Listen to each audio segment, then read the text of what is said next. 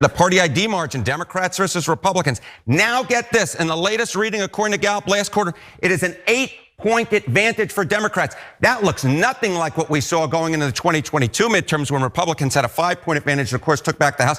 This is even better than what we saw Democrats had back in 2017 in quarter 4 when they had a 6-point advantage. And of course, Democrats easily took back the House then. This follows 2017, 2018, Democrats are going to take back the House. And so we've been moving in this direction. It seems to be getting stronger. The effect that the Democrats are doing better, the worse Donald Trump does and the worse he does all over the country.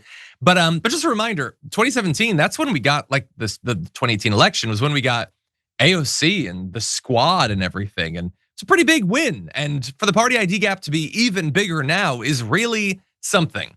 But that's sort of like the preference for party. What about how people define themselves? Take a look. The folks identifying as liberal, it has hit, get this, a 50-year high, and you can see it pretty well here. Take a look here, the conservative lead over liberals. This is self-ID'd political ideology. Back when I was a kid, conservatives had a 22-point advantage. Huge, huge advantage. Now, it's just 7 points. That is a 15-point shift away from the conservatives towards the liberals in terms of the margin between the two of them. As I said at the beginning, the self-identified liberalness of this country is at a 50-year high. I went all the way back looking at polls since 1976. And at this point, more folks are identifying as liberal than at any point since. Democrats who say they're liberal, in 1976, it was 30%. In 2001, actually went down a point, it was 29%. Look at where we are today, 59%. 3 in 5 Democrats say they are liberal. If I could ask him one question, it would be why he says it 1976. I just will never understand that. But the polling is interesting. Definitely, we can definitely have a debate about what people mean when they say they're conservative or what they think liberal actually means. I think that the American public is really, really bad at understanding what these labels mean.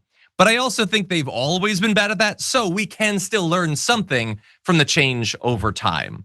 The fact that, you were supposed to have, what were we being told after the election?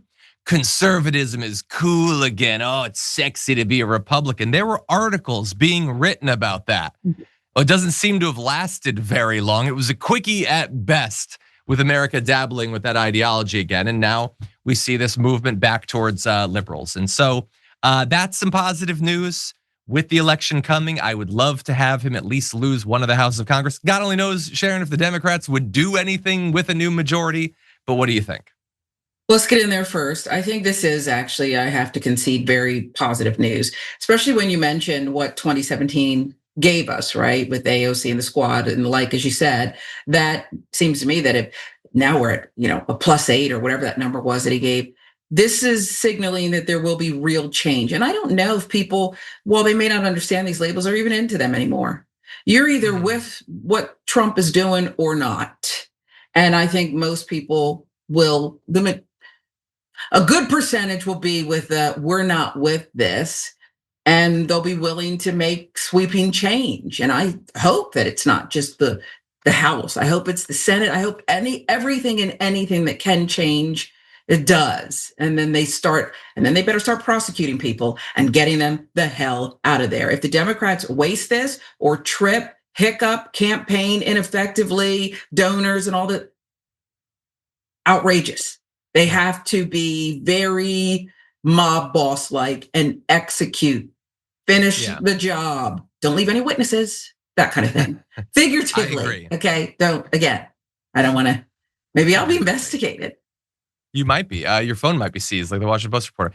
Yeah, and I think that the stakes for Democratic leadership should be really high.